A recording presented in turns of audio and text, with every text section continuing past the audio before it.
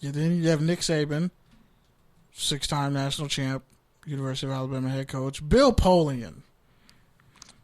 That's a fucking PR stunt. I'm like, why is he on the board of directors? Bill Polian, Pro Football Hall of Fame general manager. He has to do something. It says it's not the football league he was trying to start up like 2 years ago. He definitely shouldn't be evaluating talent, especially at the quarterback level, especially if the quarterback's a little bit dark skinned, because he'll probably tell you to switch positions. But yeah, so it says he's a Hall of Fame general manager whose teams participated in 5 Super Bowls, winning 1. I wouldn't even want that write up. Like, don't say I appeared in 5 Super Bowls and won 1. Just say I won a Super Bowl and appeared in 5 or some shit. Like, that's a horrible winning percentage. But yeah, so Mike Tomlin. He got there, right? And he almost won the second one if it wasn't for a blackout. The Saints beat the shit out of the Colts. Oh, I'm sorry. I thought you were talking about Newsom. No. My bad.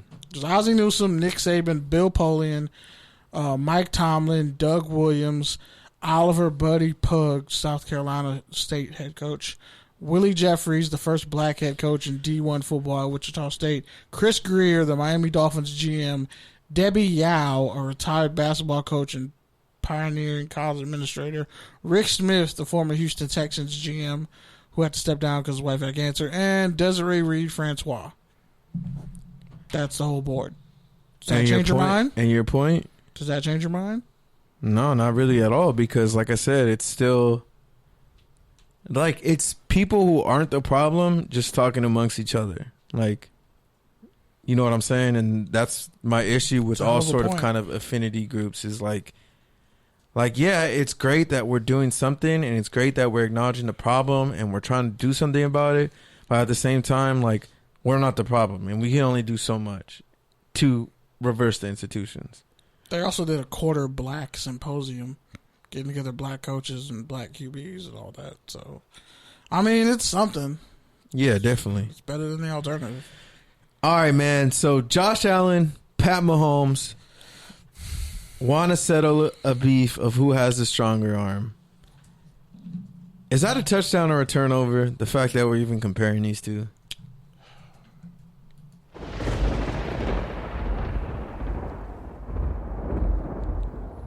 It's definitely a turnover. Because Mahomes is going to throw touchdowns. Allen probably going to throw a pick. Like, he's so inaccurate, he would manage to throw an interception against air. You're not wrong. Like, he's so inaccurate. And he, like, you know, a quarterback isn't accurate when all their passes are the same. Like, their touch on the ball is the same. We had a quarterback in high school who used to throw super hard on, like, slant routes and hitch routes. Throw super hard on he'd put a little bit of air on a streak or, you know, a 9 route, but it would just be like, dude, could you change up your touch on these passes? And honestly, I think the more accurate you are, the stronger your arm is. Because you can make your arm do whatever you want if you're incredibly accurate. So the more accurate you are, I would have to say the stronger your arm is.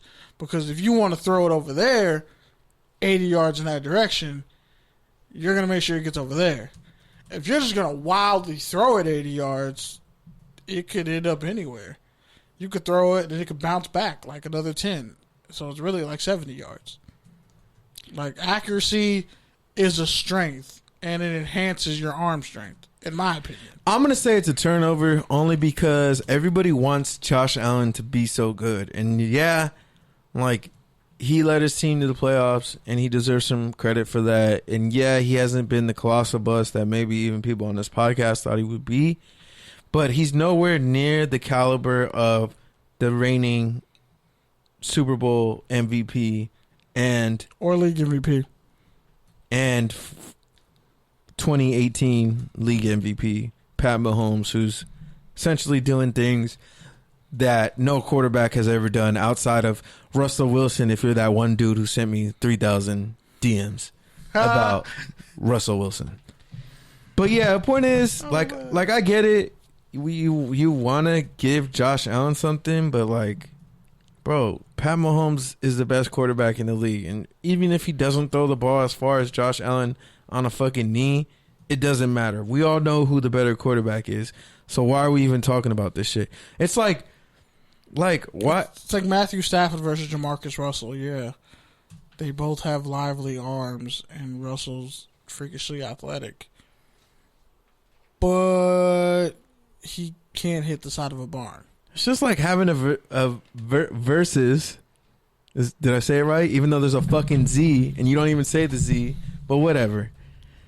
It's like having a versus with rappers who are just known for features. Like, bro, there's so much more to so music catalog. And Wale? No, that was a terrible example. I know, I'm joking. Yeah. Because Wale deserves Bring back your basketball takes. Wale deserves better than Free that. your basketball takes. I was joking. I just like making fun of Wale in front of you. Touchdown or turnover. The 49ers signed Jordan Reed, and they're expected to also sign Dion Jordan. That's the turnover. Dion Jordan has been a bust everywhere he's gone. He wasn't even really all that great at Oregon. He had 3 sacks last year in like 6 games with the Raiders, bro, and they have no pass rush. Imagine what he's going to do with the 49ers. That's definitely a touchdown. Definitely a touchdown. Well, what? Are you done? Sorry. There's crickets. You can play the crickets, and there's a sleep sound. You can play that too, but go ahead. That's just sleep apnea. That's what you just did. Like, you really tried to big up Dion Jordan. Are you proud of yourself for that? I mean, do you feel good about that? He's not going to be an every down player there. He's going to be a spot third down pass rusher on a team and give you 3 sacks. As long as he doesn't chop off sides like D Ford, you won. But D Ford gives you 10 sacks a year. Dion Jordan did 3 sacks in like 6 games, bro, and like limited playing time on a sorry ass D line. So what is that? So he's padding stats. No, he's going to be like better. If you're a he's DB going to be better on interceptions on a really bad defense. Like it's not the same. Yeah, it is. No, if you're a DB and they have to throw, you get a bunch of chances at picks because your defense is trash, and you put up great numbers. That's different than having great play. But he didn't put up great numbers. He put up solid numbers for a backup. And yes, on a sorry ass team, and now he's going to be a backup on a much better team and a much better system and scheme. And so I say, why not? What is his history? And his support system is also in the Bay. Like the dude who mentored Marshawn Lynch is also the dude who kind of like resurrected his career. Yep. He's in the Bay Area, so but he's going to be still supported and sober and stuff like that. I'm not high on it, and also Jordan Reed has had way too many concussions. I feel that last one. And I'm worried about him, like, as a human being. Speaking of which, it's reported Ziggy Ansah, another dude who had a down year last year with the Seattle Seahawks, he's been getting quite a little bit of interest on the market now as we get closer to the season. They're saying he's fully healthy. He's ready to go for the first time in like 3 years. So you got to take your tangent on that. Is that a touchdown or turnover that Ziggy Ansah is getting a lot of interest? Honestly, it's more of a touchdown for all pass rushers who have been injured or kind of declined, because he was like one of the best pass rushers in the league at one point. Yeah. And he just totally fell off. But Detroit kills careers. Shout out to Mark Bland. He called it out. Detroit kills your career. And the injuries, the shoulder injuries, didn't help. It seems like he was wearing a brace like for 3 years straight. So to see him finally healthy, and you kind of need your shoulder if you're going to rush the passer. And again, connected, Seahawks are also looking at Clay Mathews and Everson Griffin, former USC alumni. Whoa. Hold on. I just saw this man from across the room. By the way, that is a fantastic T-Rex shirt. Love that shirt. The hat, it's your prerogative. I don't really hate the Bears. I wore this for you today. But Clay Mathews is a solid pickup at this point in his career. That's a touchdown.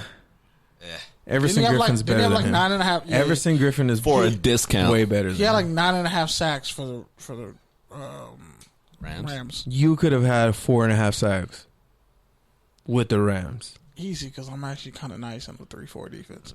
But that goes without saying. But if he didn't break his jaw, he would have had over 10 sacks. So he can still play. Everson Griffin can too. He had 8 sacks. Can we be honest? Like, there's like a 3-year span where he got robbed of like 15 sacks. Clay Matthews was getting robbed of sacks. And he was playing inside. And he was playing inside linebacker and still almost getting 10 sacks. So you can't hate on him. He's good. Everson, Griffin is still pretty good. I would actually prefer getting those two for the cheap because it solidifies your linebacking core. You just need a veteran defense up front, guys who can do the job. That's it. Because you already got Jamal Adams back there. And those corners are nice. Hollywood Brown put on 23 pounds. He's up from 180 for the Ravens. He was a Rookie of the Year candidate for pretty much like the first solid half of the season. 157 pounds. So is that a touchdown or a turnover? That's a touchdown. He was 157 pounds as a rookie. Played on a broken foot and a messed up shoulder. He was hurt throughout the draft process too, which is what made him slide. He was hurt the whole time he played. That's crazy. And still easily probably went around like a 4.2. So, and a smallish receiver but tough. So good for him. That's a touchdown. 157 is super light. Yeah, that's to 180, like nothing, bro. And he retains that speed. It's scary. And his foot's healed too. Ray Lewis's sons transferred to Kentucky as walk-ons and graduate transfers. Touchdown or turnover? For them, that has to be a touchdown because it's pretty much their last stop. Are they any good? Are either of them any good? I mean, if you're good enough to get a D1 scholarship, you're good enough. But one had some problems. One was supposed to go to the U. One was supposed to go to Kansas State. I mean, when you get one with FAU, there's a whole train wreck of where they were, and they just didn't produce. One of them was a freshman receiver at Utah State, had like 40 catches for like 40 What's up yards. with great players' sons just not being flaming great? Out terribly? Yeah.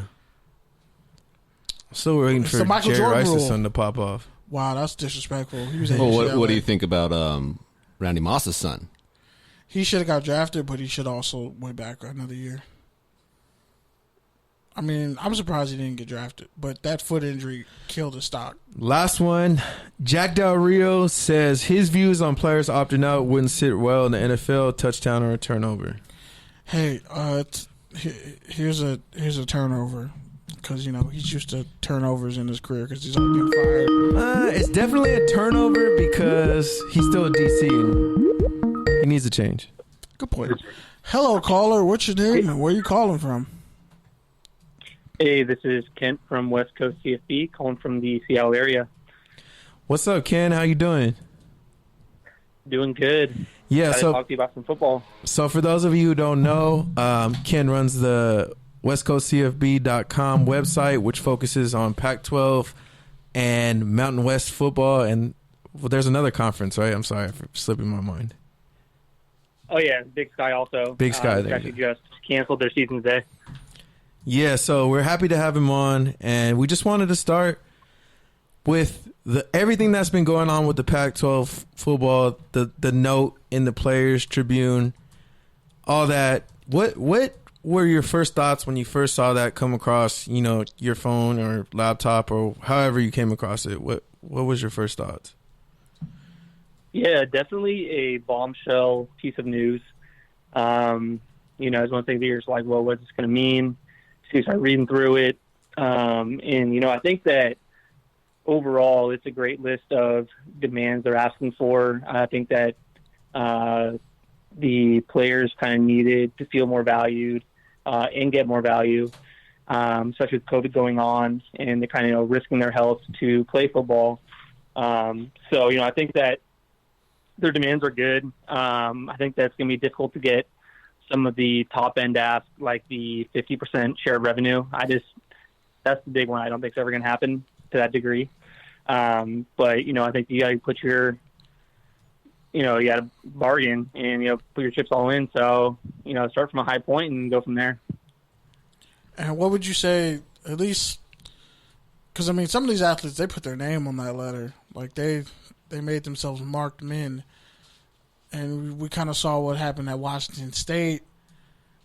Do you feel like that's going to be more of a side effect of COVID and the fact that people are really concerned about how, the Pac-12 is handling this?